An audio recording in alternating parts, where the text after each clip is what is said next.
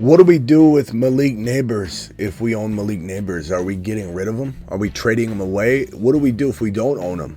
Are we attacking him via trade because his owners are a panic Peter and they're going, oh my God, I don't know what I've got. Is he even a wide receiver 3? There's the vantage point that we're talking about. You're coming from which angle? Because he is definitely somebody I'm worried about to the extreme degree because his situation is garbage. His ownership is garbage. His GM, garbage. Worst GM in the league. Joe Shine is the worst GM in the National Football League. And the Giants owners know better. Perched up on his coffee table, Joe Shine's coffee table, during the Hard Knocks episode where you see it all play out when they let Barkley go to the Eagles and they do nothing about it. And the owner's like, I just hope he doesn't go to the Eagles. That's all I care about. This is an absolute circus over there. Mickey Mouse type stuff. And Nabers is dealing with no quarterback. Hospital balls.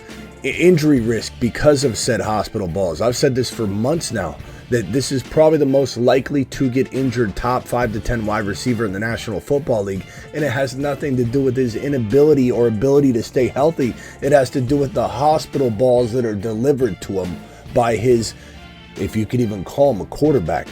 Let's figure out what we can do to acquire this risk. It might sound like a hard sell at this point. And how to get out of this situation if you need to get out. The Fantasy Football Show begins right now. All right, so again, 2 vantage points. Do you have him? Do you want to get rid of him? It really depends on what we're talking about. But if we head to the marker board and we say, let's pretend we own Nabers. How can we trade Nabers away into a safer vehicle? The best avenues to take are to go after other risky players that are either out right now or slumping or whatever. Let's start off with a player like Breece Hall. So clearly, running backs are going to be a higher priority or a hotter commodity. So it might be kind of hard to pull this off, to do a 1-for-1. Now maybe you got to throw somebody in like a JSN, who I love JSN. I'm not saying I want to get rid of him, but that might be something you have to do. Maybe a Kareem Hunt, who kind of has he's a ticking time bomb in terms of value. Like, when does he turn into Jordan Mason? It's going to eventually happen.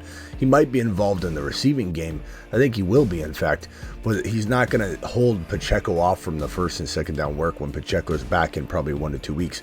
So that's something to consider. So Hall would be an option. Gibbs would be an option. And you might say, who's going to give up Gibbs? I'll tell you, the hate groups out for Hall and Gibbs are crazy. I always tell people I have the best temperature on this stuff. Who is the most likely player to be had for cheap? Because I interact with my audience more than anybody. This show interacts with my audience members more than anybody. I can test the temperature and gauge the interest of trade opportunities better than anybody. And I'm telling you right now that the doubt and hate and ridicule of these 2 gentlemen, Hall and Gibbs, right now is through the roof. It will require something else. You have to do a +1, but it's certainly doable. Okay, so if we're gonna say let's go after a little bit smaller type of fish, because I don't think this is gonna work. Well, maybe Jacobs is your guy. You go straight across for an RB. Maybe you go after a player like DK who's been injured and people don't know what to expect. Maybe you go after a Mike Evans. Evans is a fantastic potential go get.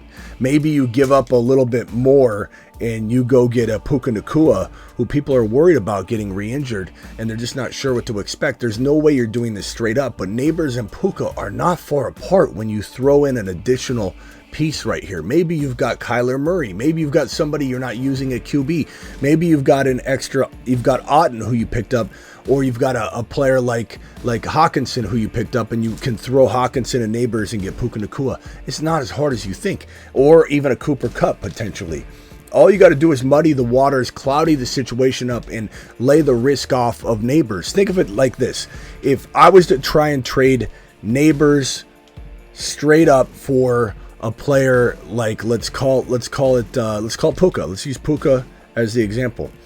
This has somebody mentally, the psychology behind this has somebody saying, I don't like the fact that this guy is no quarterback. I don't like the fact that this guy suffered the concussions and was out of grip of time. I don't like the fact that he gets hospital balls thrown to him. He looked like he was almost out for the season during week number 10. When he got hit, went down, they helped him off the field. He did come back. I don't like any of that. I'd rather that's too much risk for one player. Okay? When you do a 2-for-1, when you say, hey man, I picked up Hawkinson, I'll give you Hawkinson. You don't have a tight end. Now the psychology behind this is, hey, do you want Puka for Nabers?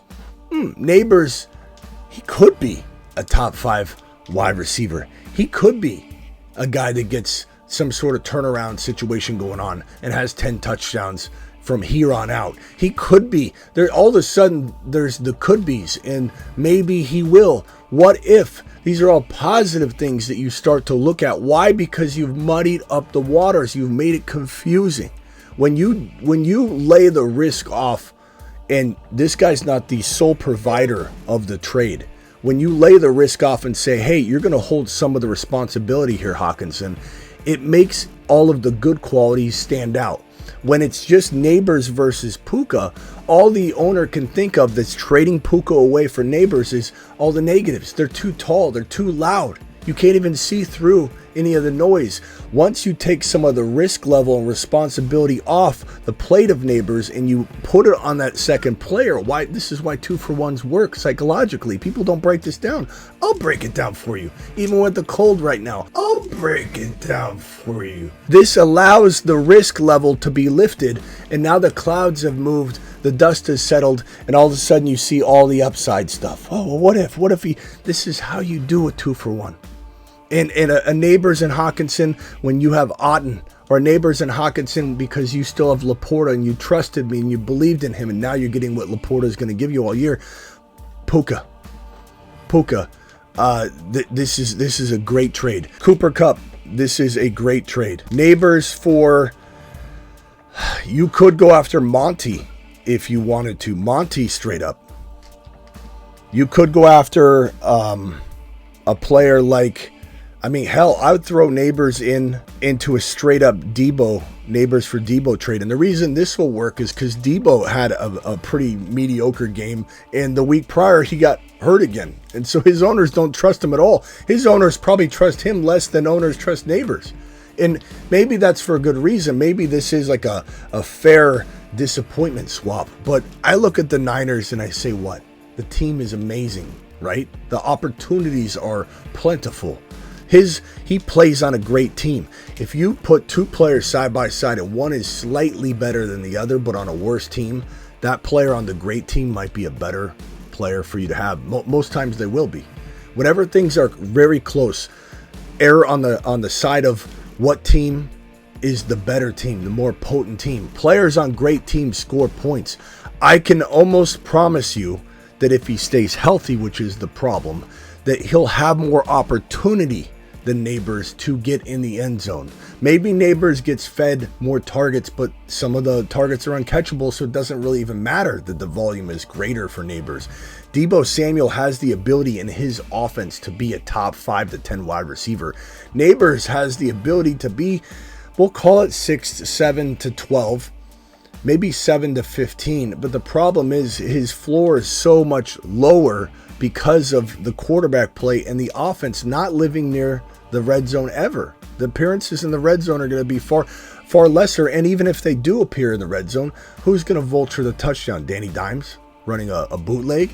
This is the guy to go get. Debo, DK, Evans, those are safe plays if you want to get out of Nabers. Now, if you want to try and trade for Nabers, it's just the inverse of this. It's saying, hey, I want Nabers.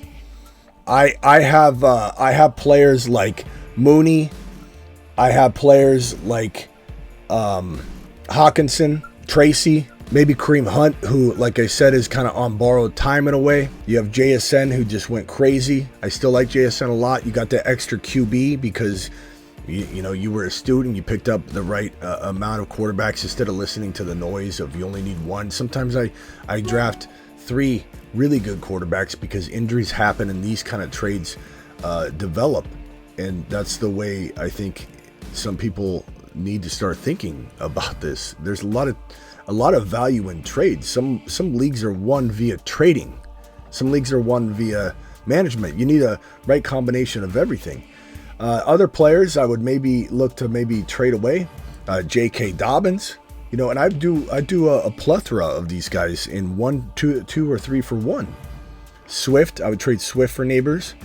I don't trust that Chicago offense at all. I'd trade Rashad White. I'd trade Bucky Irving. I would trade, Brian Robinson, Eckler on the high.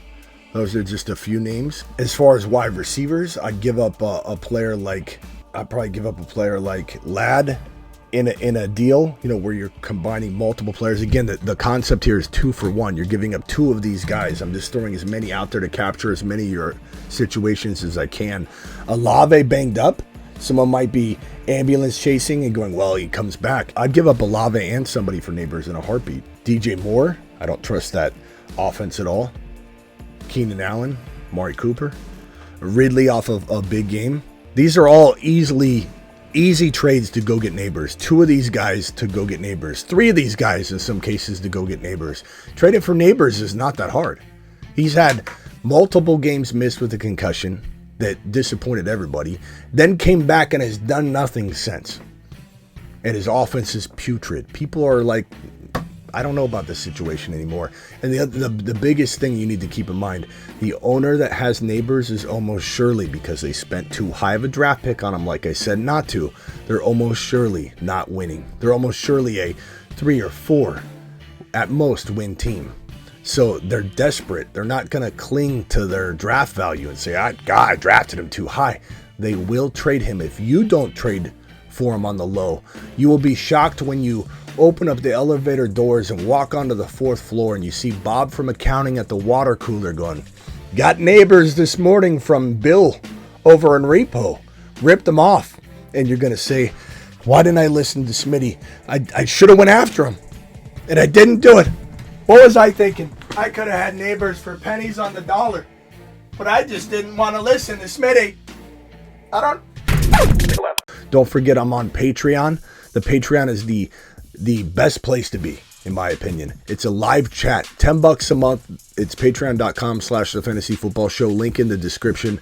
And it's remarkable. It's the entire live YouTube chat community, essentially, in a live chat environment that goes off the show onto a platform, Patreon, where we have 10 live chat rooms, and I do live audio streams on there, not daily, but almost.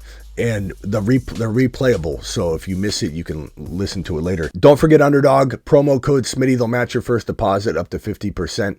So if you drop $50, they'll give you $25. If you drop the minimum of $10, they'll give you $5. If you drop $2,000, they'll give you $1,000, all the way up to $1,000. But the minimum's only $10. Play Underdog week number 11. Draft a team for week 11, knowing all that you know now in case your season's over, or if you just want more skin in the game and you're even winning and having a great year, then you can still play Underdog. And then the pick'ems are fantastic. I do a lot of pick'ems and give you my favorite picks for the week. Don't forget the news show every single Monday through Friday at 8 p.m. Eastern, by the way. I'm live every single Monday through Friday at 8 p.m. Eastern. Also live additionally whenever news breaks, and then live most graveyard streams at midnight. You just go live at midnight. We're crazy here. But as I was saying, do the hires and lowers on Underdog. I drop those usually on Friday and Saturday shows and Sunday morning right into kickoff. So enjoy those. I'll see you all later. Appreciate you. From the FantasyFootballShow.com studios, it's the Fantasy Football Show.